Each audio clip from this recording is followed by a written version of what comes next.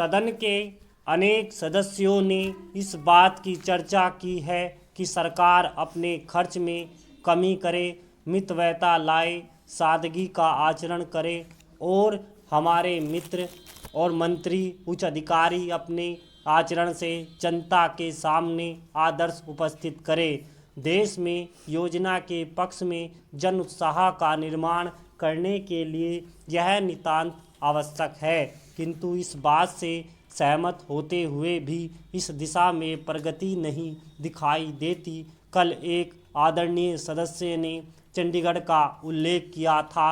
अब भोपाल में मैंने सुना है एक नए चंडीगढ़ का निर्माण होने जा रहा है। 2-3 करोड़ रुपए की लागत से एक नई राजधानी बनाई जा रही है। राजधानी की ऊंची ऊंची अटकलाएं, जिसमें स्वतंत्रता की गंगा भगवान शंकर की जटाओं की भांति होकर रह जाती है, भारत के 7 लाख गांवों को लाभ नहीं पहुंचा सकती। ऊंची ऊंची अटकलाएं भारत के 7 लाख गांव के अंतकरण में राष्ट्र निर्माण के लिए त्याग और बलिदान की प्रेरणा पैदा नहीं कर सकती।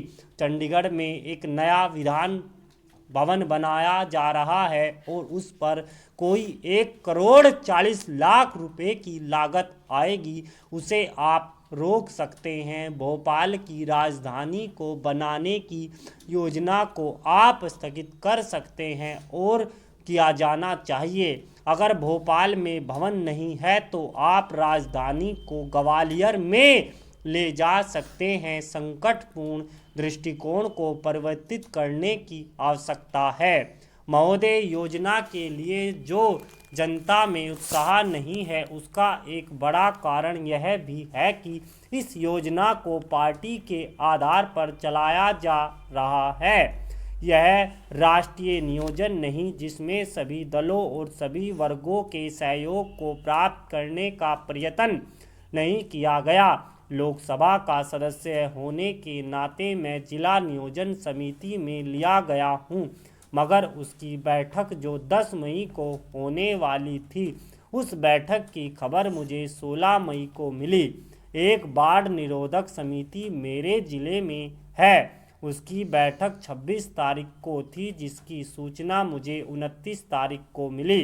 अब यह डाक और तार विभाग की गड़बड़ है या जिलाधिकारियों की, मैं नहीं कह सकता, किंतु जब तक प्रत्येक स्तर पर जनता को नियोजन के साथ सहयोग के लिए आमंत्रित नहीं किया जाता, तब तक अपेक्षित उत्साह पैदा नहीं किया जा सकता। यह बात नितांत आवश्यक है।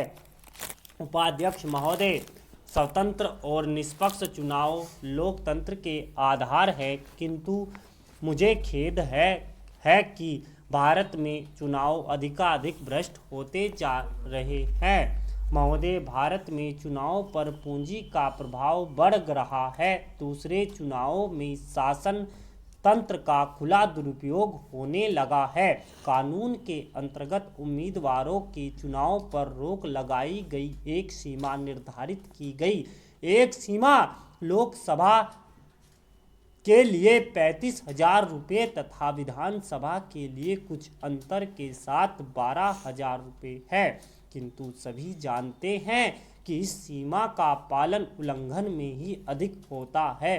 चुनाव में राजनीतिक दल जितना धन व्यय करना चाहे कर सकते हैं। मेरे पार्टी को छोड़कर शायद ही कोई राजनीतिक पार्टी ऐसी हो जो जनता के पास थोड़ा बहुत धन इकट्ठा करने का प्रयास करता है, किंतु केवल उसके बलबूते चुनाव नहीं लड़ा जा सकता।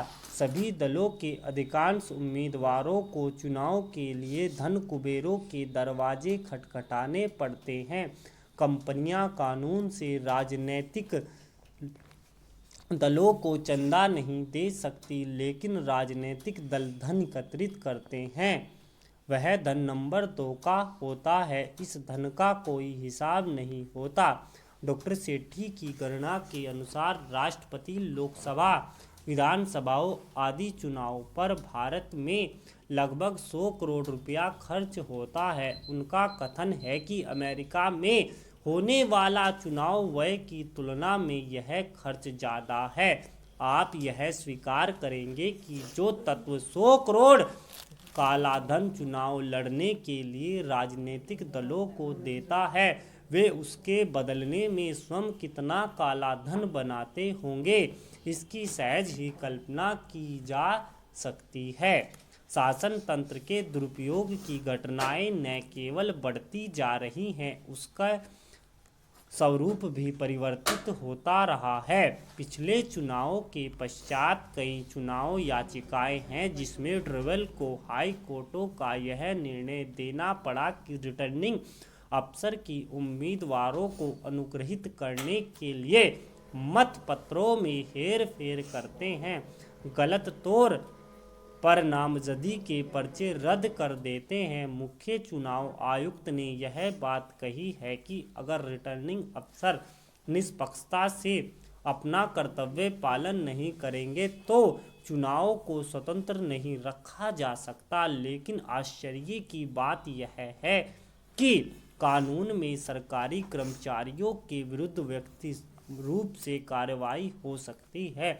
अगर कोई उम्मीदवार सरकारी कर्मचारी के प्रभाव या उसके अधिकारों का प्रयोग अपने पक्ष में करे तो उनका चुनाव वैध हो सकता है, यह स्पष्ट करे। इसे सेव कर।